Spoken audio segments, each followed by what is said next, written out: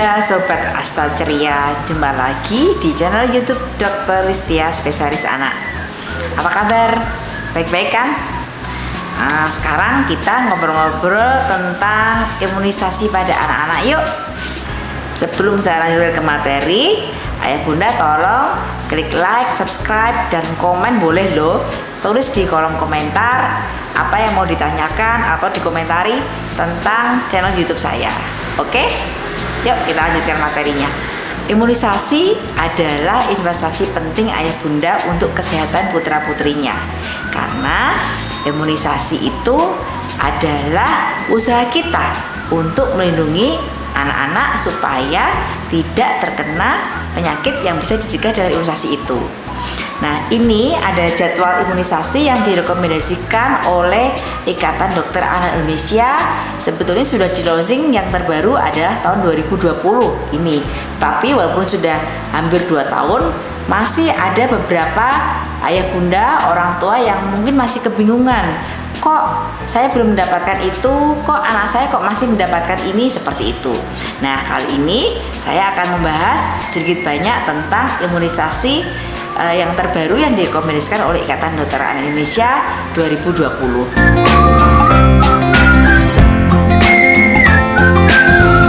Dimulai dengan yang pertama adalah imunisasi hepatitis B. Imunisasi hepatitis B ini digunakan untuk mencegah supaya anak-anak tidak terkena virus hepatitis B.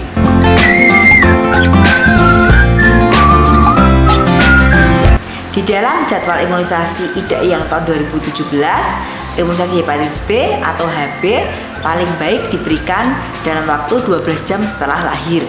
Tetapi untuk tahun 2020, sebaiknya imunisasi hepatitis B diberikan segera setelah lahir pada semua bayi sebelum berusia 24 jam. Pertimbangannya adalah bahwa imunisasi hepatitis B sebaiknya diberikan pada semua bayi sebelum berumur 24 jam karena bayi-bayi yang tidak mendapatkan vaksin hepatitis B pada waktu lahir berisiko terinfeksi 3,5 kali lebih besar dibanding dengan yang mendapatkan imunisasi waktu lahir. Nah, apabila dosis pertama diberikan 7 hari setelah lahir, bayi yang lahir dari ibu dengan HbSAg positif, risiko infeksi meningkat sampai 8,6 kali dibandingkan dengan pemberian vaksin hepatitis B pada hari 1-3 setelah lahir. Nah, pertimbangan yang lain adalah gimana kalau bayinya prematur atau kurang bulan atau berat badan lahirnya kurang dari 2000 gram. Imunisasi hepatitis B sebaiknya ditunda sampai berumur 1 bulan atau lebih. Hal ini dikarenakan sebagian bayi dengan berat badan lahir kurang dari 2000 gram tidak dapat memberikan respon imun seperti bayi cukup bulan dan berat lahir normal. Nah, tetapi mulai usia kronologis 1 bulan dapat diberikan respon imun yang adekuat.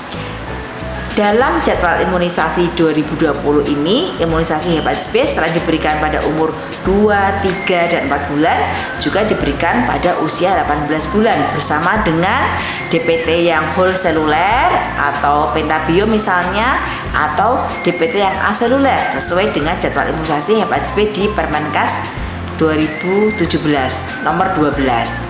Nah, dengan tambahan imunisasi hepatitis B pada umur 18 bulan diharapkan akan menghasilkan proteksi yang lebih tinggi pada usia sekolah dan remaja karena di beberapa negara anak yang pernah mendapatkan imunisasi hepatitis B lengkap pada masa bayi seroproteksinya rendah pada usia sekolah sampai remaja.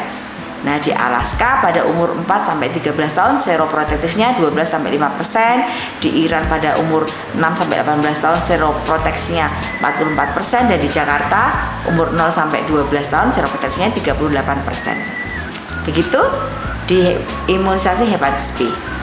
Selanjutnya kita berlanjut ke imunisasi IPV atau Inactivated Poliovirus Vaccine.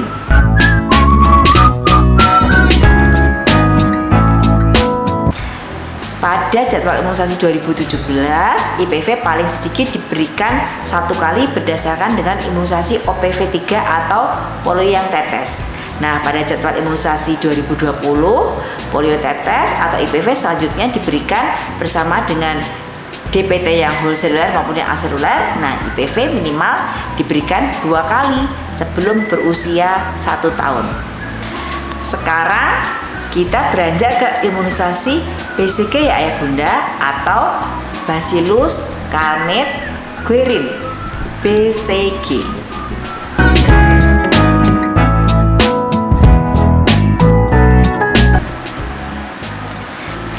Pada jadwal imunisasi yang dulu 2017, BCG optimal diberikan pada usia 2 bulan. Tetapi pada jadwal imunisasi yang 2020 sebaiknya diberikan segera setelah lahir atau sesegera mungkin sebelum bayi berumur 1 bulan. Dasar pertimbangannya adalah untuk negara dengan kejadian TBC yang tinggi, BCG diberikan pada bayi segera setelah lahir. Imunisasi BCG pada neonatus atau bayi berusia 1 bulan memberikan perlindungan 82% terhadap kejadian tuberkulosis paru dan menurunkan tuberkulosis berat sebanyak 90%. Bila imunisasi BCG tidak dapat diberikan pada waktu yang lahir, sebaiknya diberikan segera, tidak ditunda sebelum terpapar infeksi. Jadi ayah bunda, BCG itu adalah imunisasi yang untuk mencegah supaya anak-anaknya tidak terkena TBC yang berat, tetapi dia masih bisa kena TBC yang ringan. Jadi pelajarannya adalah semua yang batuk lebih dari 2 minggu, demam-demam, meriang, berat badannya kurus, terutama orang dewasa gitu. Nah, segera diperiksakan ke dokter terdekat atau ke puskesmas untuk dilakukan tes dahak atau di ronsen supaya untuk mengetahui apakah orang dewasa ini sudah menderita TBC atau enggak gitu. Karena kalau sudah menderita TBC, dia berpotensi menularkan ke putra-putri Anda walaupun sudah divaksin BCG gitu. Vaksin selanjutnya adalah vaksin DTP atau DPT, itu untuk mencegah supaya putra-putri Anda tidak terkena difteri, pertusis, dan tetanus.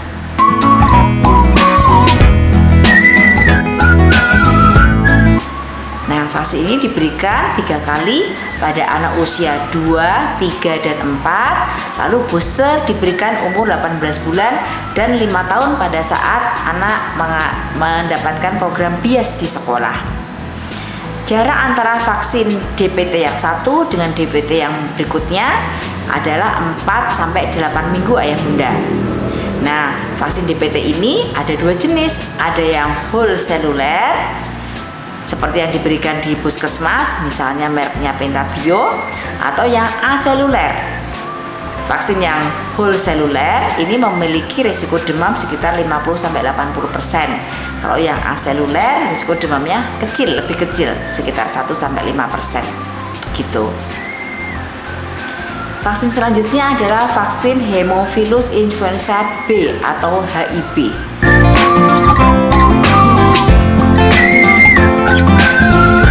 Di jadwal imunisasi 2017, booster HIB diberikan pada usia 15-18 bulan, sedangkan di jadwal tahun 2020 diberikan pada umur 18 bulan bersama dengan DPT yang whole seluler atau DPT yang aseluler.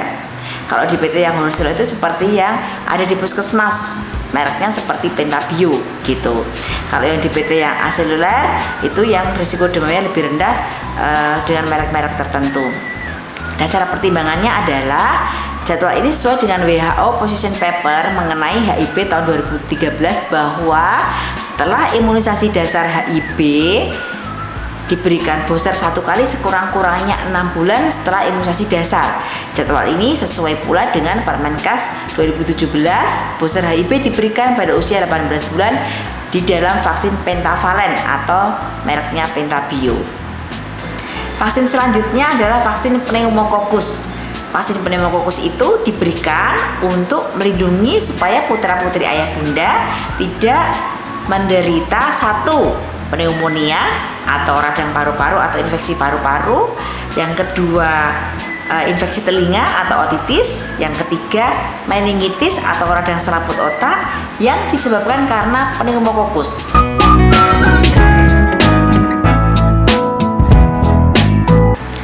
ada dua jenis vaksin pneumokokus yang ada di Indonesia. Ada yang PCV 10 dan ada yang PCV 13. Di jadwal imunisasi 2020, jika belum pernah diberikan pada anak usia 7-12 bulan, vaksin PCV 2 kali diberikan dengan jarak minimal 1 bulan dan booster setelah umur 12 bulan dengan jarak sedikitnya 2 bulan dari dosis yang sebelumnya. Jika belum pernah diberikan pada usia 1-2 tahun, maka vaksin PCV diberikan 2 kali dengan jarak 2 bulan. Jika belum pernah sama sekali diberikan pada usia 2-5 tahun, maka vaksin PCV 10 diberikan 2 kali dengan jarak minimal 2 bulan, sedangkan vaksin PCV 13 diberikan cukup 1 kali. Vaksin selanjutnya adalah vaksin rotavirus. Vaksin rotavirus ini bentuknya tetes, kita berikan 2 atau 3 kali. Jadi ada 2 jenis. Yang pertama adalah vaksin monovalen atau RV1, diberikan 2 dosis. Dosis pertama diberikan mulai usia 6-12 minggu. Dosis kedua diberikan dengan interval minimal 4 minggu, dan dosis yang kedua ini diberikan paling lambat usia 24 minggu. Sedangkan vaksin rotavirus yang kedua adalah vaksin rotavirus pentavalen atau RV5, diberikan dalam 3 dosis. Dosis pertama diberikan pada umur 6-12 minggu, dosis kedua dan ketiga diberikan dengan interval 4-10 minggu. Dosis ketiga untuk vaksin yang rotavirus pentavalen atau RV5 ini diberikan paling lambat pada usia 32 minggu.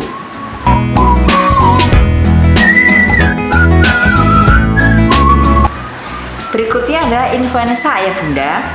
Pada jadwal imunisasi 2017, imunisasi influenza diberikan pada usia lebih dari 6 bulan, sedangkan di dalam imunisasi yang 2020 diberikan mulai umur 6 bulan. Pertimbangannya adalah bahwa vaksin influenza diberikan mulai umur 6 bulan karena tingginya kejadian influenza berat pada umur 6-23 bulan, kemudian 2-5 tahun.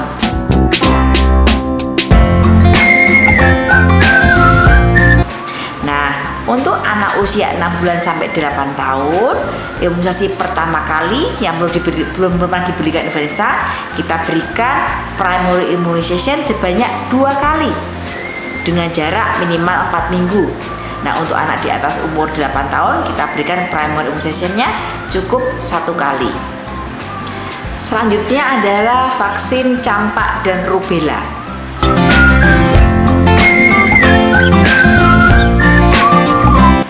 Kalau dulu imunisasi tahun 2017 pada umur 9 bulan diberikan imunisasi campak, sedangkan di dalam 2020 ini diberikan campak rubella atau MR.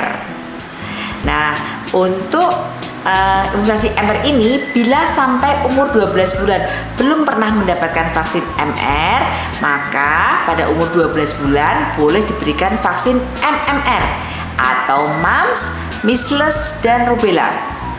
Karena dapat terjadi kegagalan imunisasi primer campak pada 10-15% anak, maka harus diberikan vaksin campak yang kedua atau MR yang kedua bersama dengan rubella pada umur 15-18 bulan.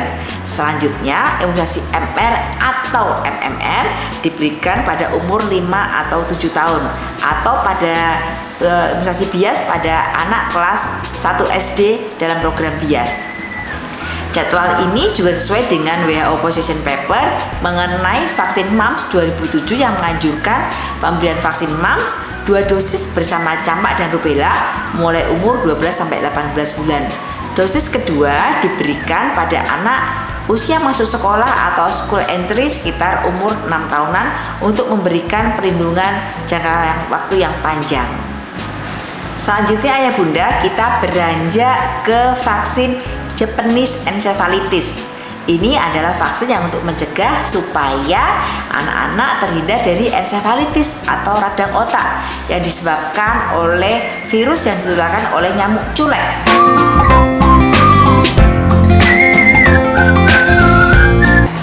Nah, pada tahun tahun 2017 imunisasi CE diberikan mulai umur 12 bulan. Tetapi mulai jadwal 2020 diberikan mulai umur 9 bulan.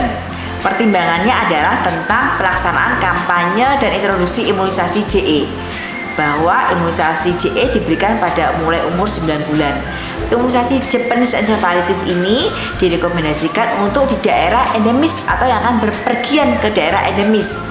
Surveillance CE di Indonesia pada tahun 2016 ada 9 provinsi yang melaporkan kasus CE, yaitu diantaranya adalah Bali, Kalimantan Barat, Sulawesi Utara, Nusa Tenggara Timur, DKI Jakarta, DIY, Jawa Tengah, Nusa Tenggara Barat, dan Kepulauan Riau dengan kasus CE terbanyak ada di Provinsi Bali. Sekarang saatnya kita membahas tentang varicella atau cacar air.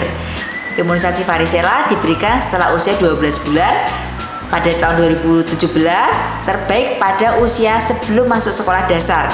Apabila diberikan pada usia lebih dari 13 tahun, perlu 2 dosis dengan interval minimal 4 minggu.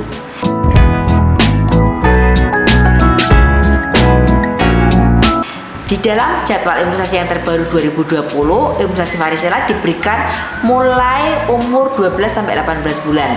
Pada umur 1-12 tahun diberikan 2 dosis dulu ayah bunda dengan interval 6 minggu sampai 3 bulan.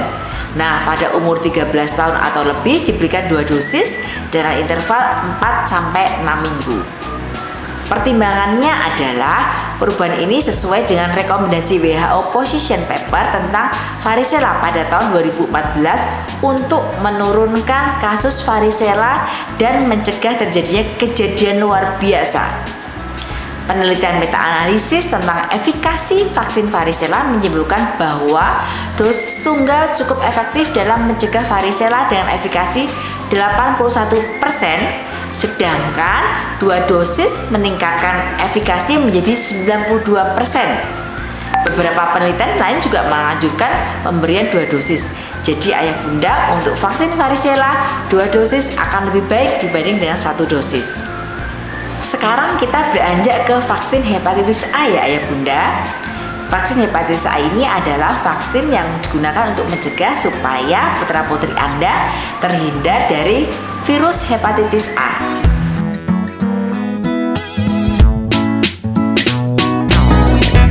Di dalam keterangan jadwal imunisasi tahun 2017, imunisasi hepatitis A diberikan mulai umur 2 tahun. Diberikan 2 kali dengan interval 6-12 bulan. Sedangkan di dalam jadwal yang 2020 diberikan mulai umur 1 tahun. Dosis kedua diberikan setelah 6 bulan sampai 18 bulan kemudian. Kita sekarang ke dengue yuk. Dengue atau demam berdarah. Dulu di jadwal imunisasi 2017 tertulis bahwa imunisasi dengue diberikan pada usia 9-16 tahun dengan jadwal imunisasi di 0, 6, lalu 12 bulan. Nah, kalau di jadwal imunisasi yang 2020 ditambahkan prasyarat lagi, diberikan pada anak umur 9-16 tahun yang pernah dirawat dengan diagnosis dengue dan dikonfirmasi dengan deteksi antigen, bisa dengan rapid dengue test NS1 atau PCR ELISA atau IgM anti dengue. Kalau belum ada konfirmasi tersebut, maka dia harus dilakukan pemeriksaan serologi IgG anti dengue dulu untuk membuktikan apakah sudah pernah terinfeksi dengue atau belum. Vaksin selanjutnya adalah HPV atau Human Papilloma Virus.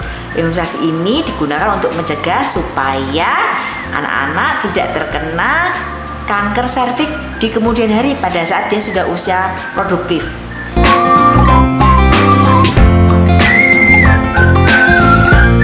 Tahun 2017 imunisasi HPV diberikan mulai usia 10 tahun.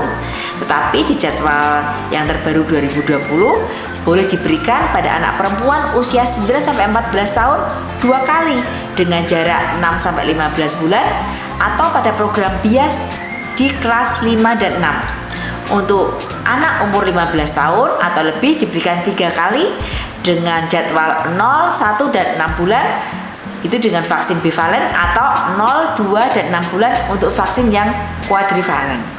Imunisasi yang terakhir adalah tipoid atau tipes. Imunisasi ini untuk mencegah supaya putra-putri ayah bunda tidak terkena penyakit tipes atau demam tipoid. Itu diberikan mulai umur 2 tahun, kemudian diulang setiap 3 tahun.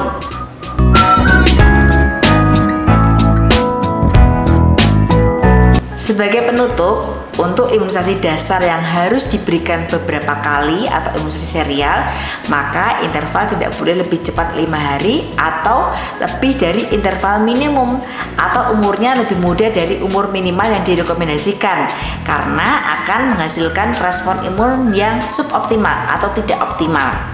Bila hal itu terjadi, maka imunisasi perlu diulang dengan interval atau pada umur minimal yang direkomendasikan. Toleransi masa tenggang atau grace period maksimal 4 hari dari interval yang dianjurkan atau maksimal 4 hari dari umur minimal yang direkomendasikan.